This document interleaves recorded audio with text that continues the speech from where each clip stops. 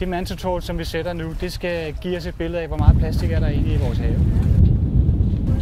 Vi ved overhovedet ikke noget om, hvor meget plastik er der lige præcis i det her område for eksempel. Så det er ligesom at fiske med et fiskenet. Det er bare et tjekket fiskenet, som vi har ude i nogle timer her med vores sejlskib.